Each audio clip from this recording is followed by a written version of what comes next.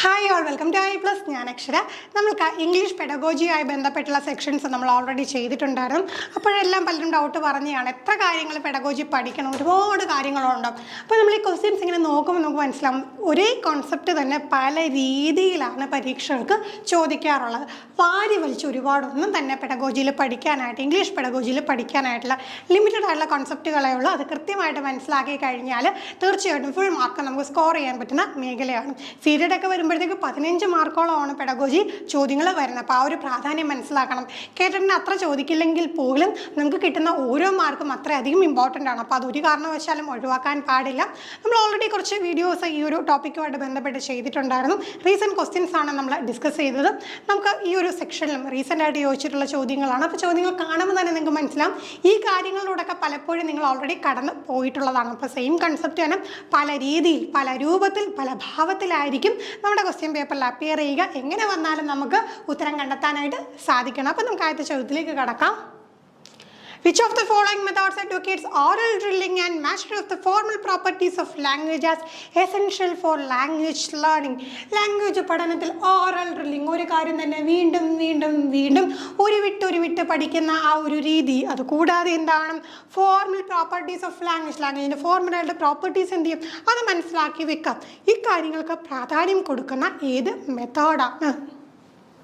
Audiolingual, communicative language teaching, grammar translation method, total physical response.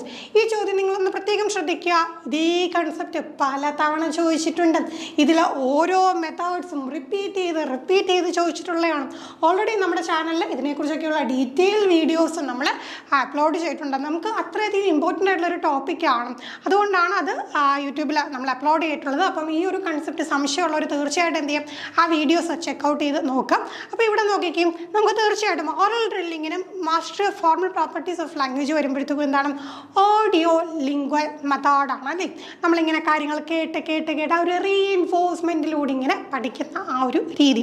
അപ്പോൾ അങ്ങനെ എന്താണ് ആ ഒരു കൺസെപ്റ്റ് ഒരു വിട്ട് പഠിക്കുന്നതാണ് ഓഡിയോ ലിംഗ്വൽ മെത്തേഡ് എന്ന് പറയുന്നത്. ഓഡിയോ ലിംഗ്വൽ മെത്തേഡൊക്കെ സെപ്പറേറ്റ് വീഡിയോസ് ഉണ്ട്, നിങ്ങൾ ചെക്കൗട്ട് ചെയ്യാം. പിന്നെ കമ്മ്യൂണിക്കേറ്റീവ് ലാംഗ്വേജ് ടീച്ചിങ് എന്ന് പറയുമ്പോൾ എന്താണ്, അത് കുറച്ചും കൂടെ ഒരു കമ്മ്യൂണിക്കേറ്റീവ് അപ്രോച്ചാണ് അല്ലേ. അപ്പോൾ കമ്മ്യൂണിക്കേഷനിലൂടെ ആ ഒരു ഇടപഴകലിലൂടെയൊക്കെയാണ് എന്താണ് ആ ഒരു ലാംഗ്വേജ് ടീച്ചിങ് പ്രോസസ്സ് അവിടെ നടക്കാം. ഗ്രാമർ ട്രാൻസ്ലേഷൻ മെത്തേഡ് അല്ലെങ്കിൽ നമ്മൾ പറയാറുണ്ടല്ലോ ഏറ്റവും ഓൾഡസ്റ്റ് മെത്തേഡ്, ട്രഡീഷണൽ മെത്തേഡ്, അവിടെ എന്തായിരുന്നു, അവിടെ നമ്മൾ ഗ്രാമർ ആൻഡ് ട്രാൻസ്ലേഷൻ, അതായത് ഒരു ലാംഗ്വേജ് പഠിക്കാനായിട്ട് അവിടെ ആ ട്രാൻസ്ലേഷൻ പ്രോസസ്സിലൂടെ നമ്മൾ എന്ത് ചെയ്യുന്നു, ആ ഒരു ലാംഗ്വേജ് പഠിക്കാൻ നടത്തുന്ന ഒരു ശ്രമമായിരുന്നു ഗ്രാമർ ട്രാൻസ്ലേഷൻ മെത്തേഡ്.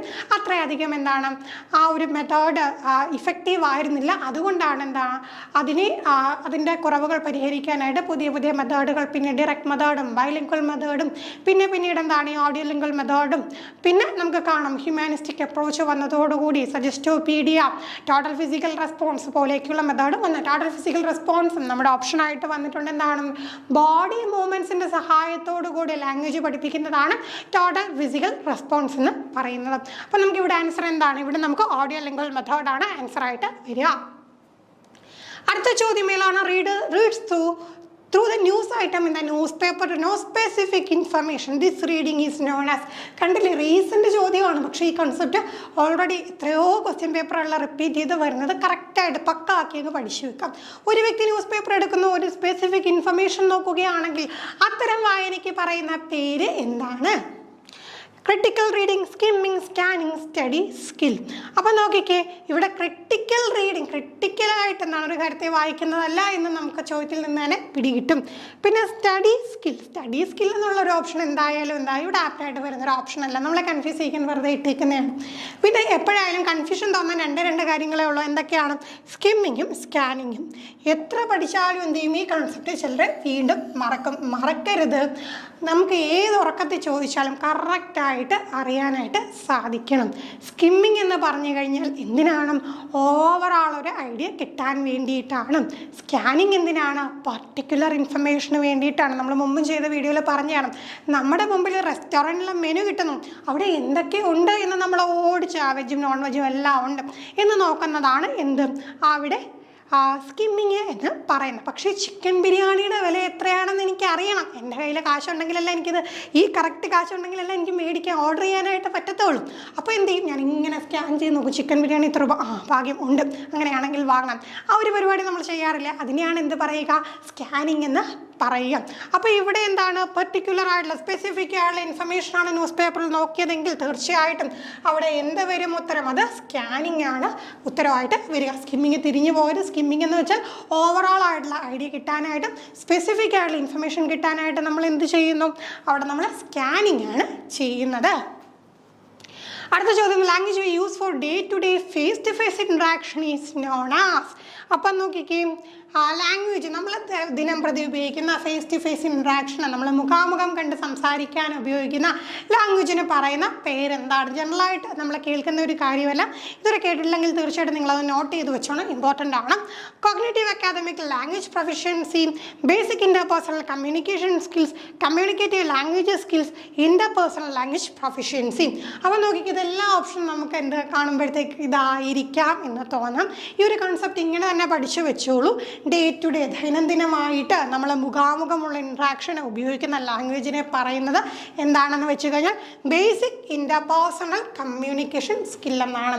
BICS എന്ന് പരീക്ഷാ പേപ്പറിൽ കണ്ടു കഴിഞ്ഞാൽ മനസ്സിലാക്കാം. ദൈനംദിന ജീവിതത്തിൽ നമ്മൾ മുഖാമുഖം സംസാരിക്കാനായി ഉപയോഗിക്കുന്ന ലാംഗ്വേജിനെ പറയുന്ന ആ ഒരു ലാംഗ്വേജിനെ പറയുന്നതാണ് basic interpersonal communication skills, BICS എന്ന് പറയുന്നത്. ബാക്കിയൊക്കെ എന്താണ്, ലാംഗ്വേജ് പ്രൊഫിഷ്യൻസി അഭിരുചിയുമായി ബന്ധപ്പെട്ട കാര്യമാണ്. കമ്മ്യൂണിക്കേറ്റീവ് ലാംഗ്വേജ് സ്കിൽ ഒരു കോമൺ ആയിട്ടുള്ള ഒരു ടേം ആണ്. ഇൻ്റർപേഴ്സണൽ ലാംഗ്വേജ് പ്രൊഫിഷ്യൻസിയും എന്താണ്, അതും ആ ഒരു അഭിരുചിയുമായിട്ട് ബന്ധപ്പെട്ടിട്ടുള്ള ഒരു സംഗതിയാണ്. പക്ഷെ നമുക്ക് മനസ്സിലാക്കേണ്ട എന്താണ്, ആ ഒരു ബേസിക് ഇൻ്റർപേഴ്സണൽ കമ്മ്യൂണിക്കേഷൻ സ്കില്ല് എന്ന് പറയുന്ന കൺസെപ്റ്റ് ഇതിങ്ങനെ തന്നെ എന്ത് ചെയ്യണം, പഠിച്ചു വെക്കണം. ഓക്കെ, അഭിരുചിയല്ല പ്രൊഫഷൻസിന് അതിൽ എത്രമാത്രം പ്രൊഫഷൻ്റ് ആണ് എന്നുള്ള ആ ഒരു കാര്യമാണ് കേട്ടോ. തിരിഞ്ഞു പോയാൽ രണ്ടെണ്ണം പ്രൊഫഷൻസിയുടെ ടേംസ് നമ്മൾ പറഞ്ഞു. അപ്പോൾ ഈ ക്യാൽപ്പ് കൂടെ നിങ്ങൾ ഈ കൂട്ടത്തിൽ ഒന്ന് നോക്കി വെച്ചോളൂ. കോഗ്നിറ്റീവ് അക്കാദമിക് ലാംഗ്വേജ് പ്രൊഫഷൻസി ആണ് എന്ത് പറയാം, ക്യാൽപ്പ് എന്ന് പറയുക. അത് ലാംഗ്വേജ് പ്രൊഫഷൻസിയായിട്ട് ബന്ധപ്പെട്ട ടേമാണ്. അപ്പോൾ ഒന്ന് മനസ്സിലാക്കി വെക്കുക, ക്യാൽപ്പ് എന്ന് കണ്ടാൽ എന്താണ് എന്ന് ഐഡൻറ്റിഫൈ ചെയ്യാനായിട്ട് മനസ്സിലാക്കണം. ക്യാൽപ്പും അതേപോലെ തന്നെ BICSും മനസ്സിലാക്കി വെക്കാം. അടുത്ത ചോദ്യം, A teacher at the secondary stage gives a text or short story and asks them to read and discuss the meaning and ideas of the text from the point of view of power and justice. What does the teacher attempt to develop in the learners? ഒരു text അല്ലെങ്കിൽ short story കുട്ടികൾക്ക് വായിക്കാൻ കൊടുത്തിട്ട് എന്ത് പറയുകയാണ്, അവരുടെ ഒരു point of വ്യൂവിൽ ഡിസ്കസ് ചെയ്യാം. അവരുടെ പോയിന്റ് ഓഫ് വ്യൂ എന്ന് പറയുമ്പോൾ എന്താണ്, പവർ ആൻഡ് ജസ്റ്റിസ് എന്നുള്ള ഒരു കൺസെപ്റ്റ് മനസ്സിൽ വെച്ചുകൊണ്ട് ആ ഒരു പോയിന്റ് വെച്ചുകൊണ്ട് ചിന്തിക്കാൻ പറയുകയാണെങ്കിൽ നോക്കിക്കേ, ആപ്ലിക്കേഷൻ ലെവലോട്ട് ചോദ്യം പോയി. What is a teacher attempt to develop in the learners? ലേണേഴ്സിൽ എന്ത് വളർത്തിയെടുക്കാനാണ്? സിമ്പിളായിട്ട് എന്താ, ടീച്ചർ ഒരു കഥ കൊടുക്കുന്നു, എന്നിട്ട് എന്ത് ചെയ്യുന്നു, പവർ ആൻഡ് ജസ്റ്റിസിൻ്റെയും പോയിന്റ് ഓഫ് വ്യൂവിൽ ഒന്ന് ചിന്തിക്കൂ എന്ന് പറഞ്ഞു കഴിഞ്ഞാൽ അവിടെ എന്താണ് ടീച്ചർ ചെയ്യുന്നത്? Critical literacy skills, critical pedagogy, critical language development, higher order language skills. ഇവിടെ നമുക്ക് എന്താണ്, എല്ലാ ആൻസറും ശരിയാണെന്ന് തോന്നിയേക്കാം, പക്ഷേ മനസ്സിലാക്കിക്കോളൂ എന്താണ്, ക്രിട്ടിക്കൽ ലിറ്ററസി സ്കിൽസ്. അപ്പോൾ നോക്കി ഒരു കാര്യം വായിച്ച് മനസ്സിലാക്കി അതിനെ ക്രിട്ടിക്കലി ചിന്തിക്കുക. ആദ്യം നമ്മൾ ഈ പറഞ്ഞ പോലെ ആ ടെക്സ്റ്റ് അല്ലെങ്കിൽ ഷോർട്ട് സ്റ്റോറി വായിച്ച് മനസ്സിലാക്കാൻ കുട്ടിക്ക് സാധിക്കണം, പിന്നീട് അതിനെ ക്രിട്ടിക്കലി ചിന്തിക്കാൻ സാധിക്കണം. ക്രിട്ടിക്കൽ പെഡഗോജി നമ്മൾ കോമൺ ആയിട്ട് യൂസ് ചെയ്യുന്ന ടേമാണ്. പൗലോ ഫ്രയറുമായിട്ട് ബന്ധപ്പെട്ട് നമ്മൾ പറയാറുണ്ടല്ലേ, എല്ലാ കാര്യത്തിനെയും നമ്മൾ എന്ത് ചെയ്യണം, ക്രിട്ടിക്കലായിട്ട് ചിന്തിക്കണം. ആരെന്ത് പറഞ്ഞാലും അതങ്ങ് സമ്മതിച്ചു കൊടുക്കുന്നവരാകാൻ പാടില്ല വിദ്യാർത്ഥികൾ.